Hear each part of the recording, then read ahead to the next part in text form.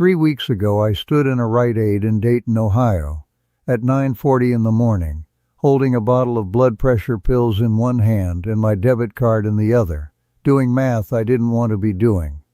The pharmacist told me the copay was $58 because I hadn't hit some deductible yet, and I stood there running numbers in my head like a man defusing a bomb. Rent was due on the 1st.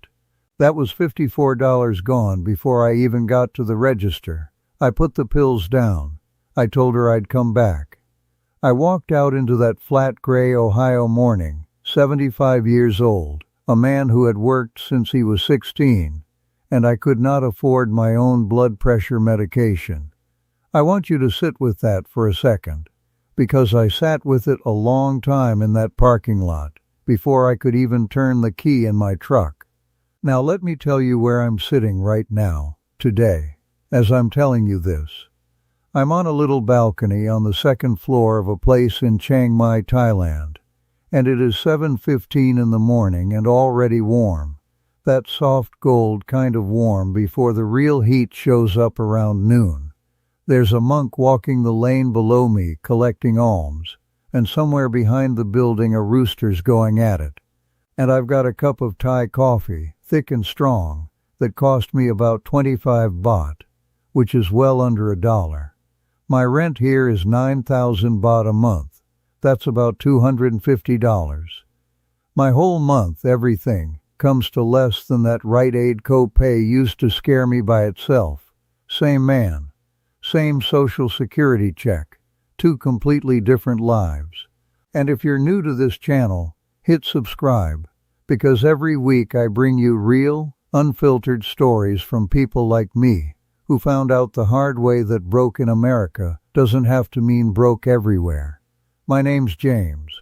I spent 41 years running a small machine shop outside Dayton, the kind of place that made brackets and fittings for other, bigger companies you've never heard of. I wasn't rich. I was never going to be rich. But I paid my taxes. I paid into Social Security every single one of those 41 years. And I figured that when I hung it up, I'd have earned a decent, quiet retirement. What I got instead, when I finally stopped working at 70, was $1,890 a month. That's it. That's the whole number, after they take out the Medicare Part B premium. No pension, because the company got bought out twice and the pension got restructured both times, which is a polite word for gone. My wife, Diane, passed 4 years before I retired, and after that it was just me in a house that was too big and too quiet, and, it turned out, too expensive. Let me walk you through what $1,890 actually bought me in Dayton, Ohio, because I think people need to hear the actual numbers, not the rounded-off version. Rent on a one-bedroom, and I mean a basic one-bedroom in a building that hadn't been updated since the Bush administration, the first one, was $825. Utilities, because Ohio winters are not a joke, ran another $180 in the cold months. Car insurance and gas, because you cannot exist in Dayton without a car. Not really, was $140. My Medicare supplement, the Part G, was $118, because I'd learned the hard way that regular Medicare leaves you hanging on the bigger bills. Groceries, if I was careful, and I was always careful, ran $260 to $300. And then there were the copays, the prescriptions that weren't fully covered, the little $40 and $60 surprises that showed up like clockwork. By the time I added it all up every month, I had somewhere between $20 and $80 left over, some months less than that. I want to be honest with you, there was one month where I had $6 left on the 26th, and I remember standing in my kitchen looking at that number on my phone and laughing, this dry, humorless laugh, because what else do you do? My daughter Kristen lives out in Columbus, and she'd call and say, "Dad, just move in with us, we've got the space." And I love Kristen, I love her husband Marcus, they're good people. But I am not going to be a 75-year-old man sleeping in his daughter's guest room next to the treadmill nobody uses. I worked 41 years for a life of my own, not a life on somebody's couch. My son Danny's out in Nevada. He's got his own situation, his own kids, and I wasn't about to lean on him either. So I did what a lot of guys my age do at 2 in the morning when the ceiling won't give you any answers. I started falling into YouTube. I don't even remember what I searched first. Something like how to survive on Social Security alone. And somewhere in that rabbit hole a video came up of a guy about my age sitting at a table with a bowl of noodle soup in front of him, some kind of curry noodle thing, talking about how his rent was 8,000 baht. I didn't even know what a baht was, but he looked relaxed in a way I hadn't looked relaxed in years, not performing it for the camera, actually relaxed. I watched that video 3 times that night. Then I watched a dozen more. Different guys, different cities, Chiang Mai, Bangkok, this place called Hua Hin on the coast. And a pattern kept showing up. Thailand had this whole system built for people exactly like me. A retirement visa for anyone 50 and up, and the cost of everything, rent, food, doctors, was a fraction, and I mean a fraction, of what I was drowning in back in Dayton. I'll admit I was skeptical.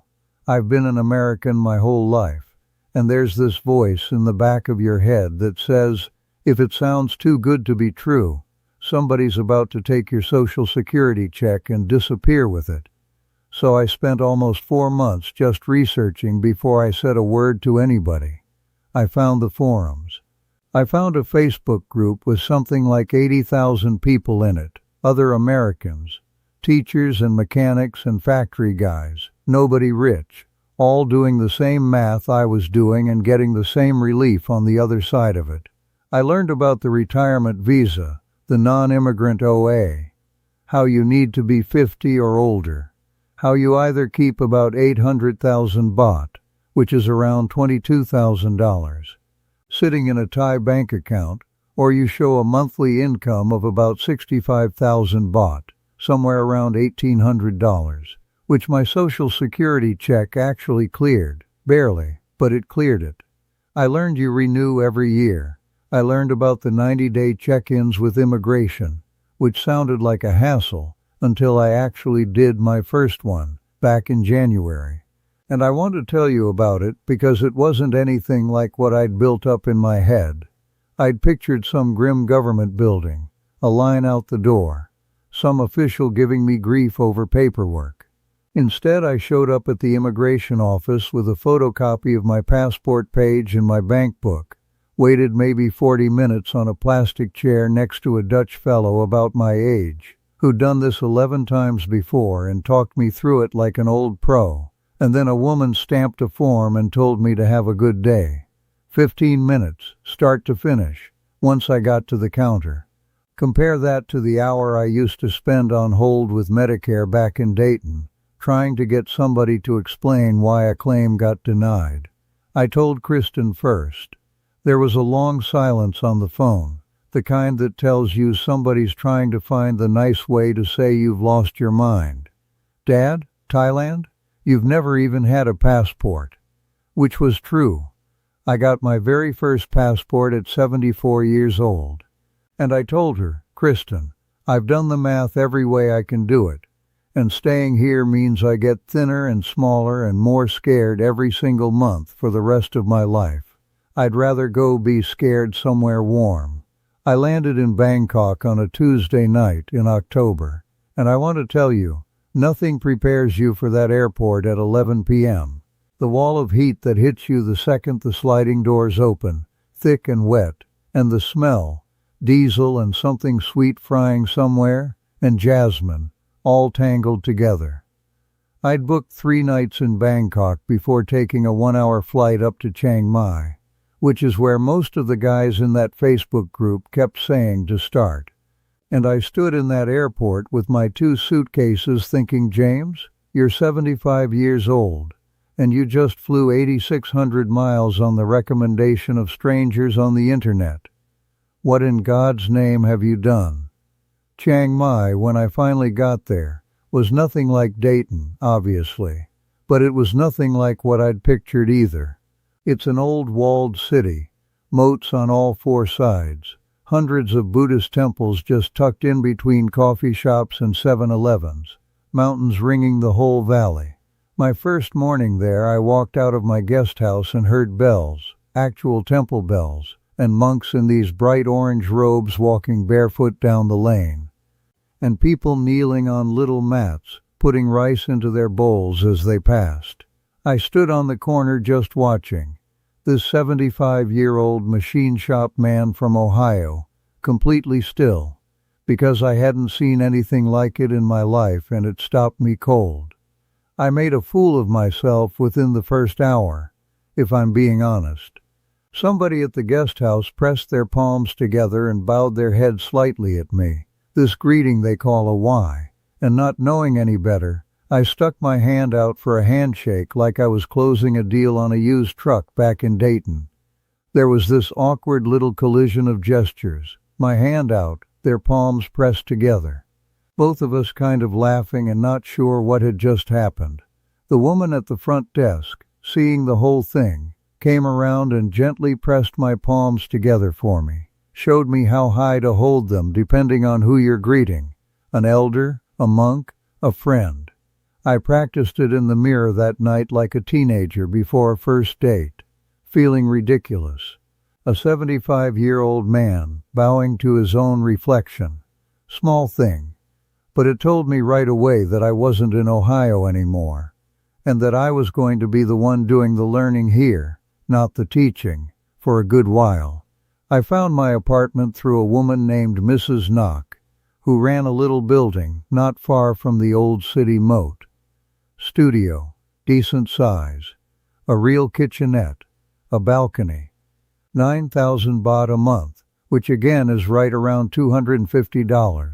Back in Dayton I was paying $825 for less space and a radiator that clanked all winter. Mrs. Knock showed me the unit, and I must have had a look on my face because she laughed and patted my arm and said, "You are surprised, Sir James?" I said, "Ma'am, I am completely surprised." And she just laughed harder and said, "Good surprised is good in Thailand." Now let me actually walk you through the money, because I promised myself when I started making these videos I wasn't going to be vague about it. Because vague is what got me in trouble for years believing the wrong things about what retirement was supposed to cost. My Social Security check after the Medicare Part B comes out is 190. In Chiang Mai, my rent is 9,000 baht, call it 250. Electric, and I run my air conditioner more than I probably should, comes to about 1,500 baht in a hot month, maybe $42. Water is a joke, practically free, a few dollars. Internet, fast internet fiber is 600 baht, about $17.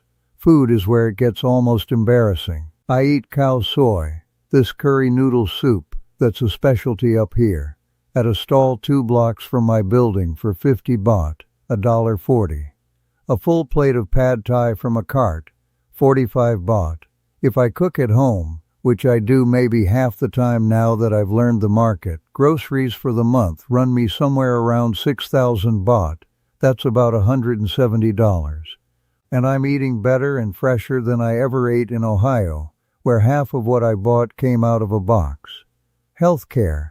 And I'll get into this more in a minute because it matters more than anything else on this list. A basic doctor's visit at a private clinic runs me 500 to 800 baht, call it $15 to $22, and that includes the consultation and whatever basic medication they hand you on the way out. Add it all up, rent, food, utilities, transportation on the local songkyus, which are these red shared trucks that run you about 30 cents a ride. Health insurance I bought here for around $60 a month because I wanted the coverage, and I'm spending somewhere between $650 and $800 a month total, out of $1,890, which means every single month I am putting more than $1,000 into savings. A man who had $6 left on the 26th of the month in Dayton, Ohio, is now saving over $1,000 a month in Thailand. I did not believe that sentence when other people said it to me. I need you to believe it, because I am living it. Comment down below where in the world you're watching this from, because I read every single one of them. And I especially love hearing from folks who are sitting exactly where I was sitting 8 months ago, doing the math at 2 in the morning, wondering if this is all some kind of scam. I want to talk about the health scare, because I promised you the honest version, not the highlight reel. About 4 months in, I had chest pains. Bad ones, middle of the night. The kind that make a 75-year-old man start thinking about wills. I had a friend I'd made, an Australian fellow named Terry, who'd been here 9 years, and he got me to a hospital, a proper private one, within 20 minutes.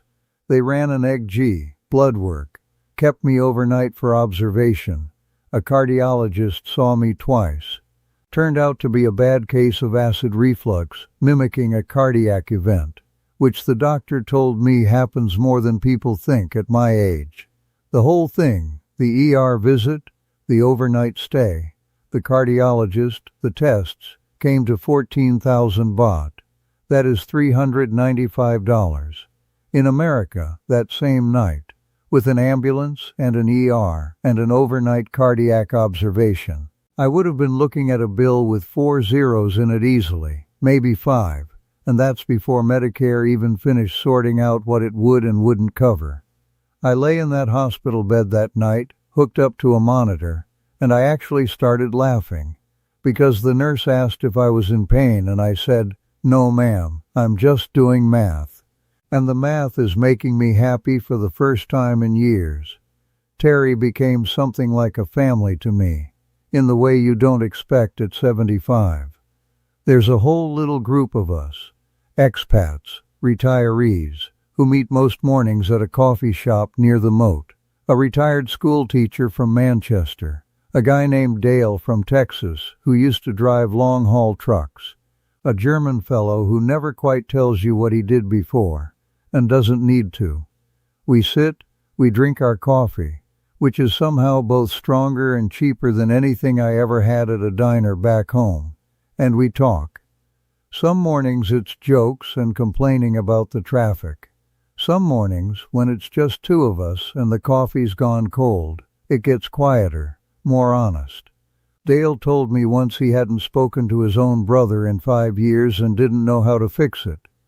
I told him about Diane, about the 4 years of that too big, too quiet house, which I hadn't told anybody, not even Kristen, the whole truth of. We all came here running from something, and we all, every one of us, found out that the running led somewhere real. I've also started volunteering 3 mornings a week at a small English program at a temple school not far from my apartment. I'm no teacher, never was one, but I can read, and it turns out that's most of the job. There's a little girl there, maybe 8 years old, named Fa, who asks me the same question almost every session. "Teacher James, is it cold in America?" And I tell her yes, very cold, and she wraps her arms around herself like she's shivering just from hearing about it, and the whole room laughs. I never expected at 75 to have a reason to get up 3 mornings a week that had nothing to do with a paycheck. But I do now.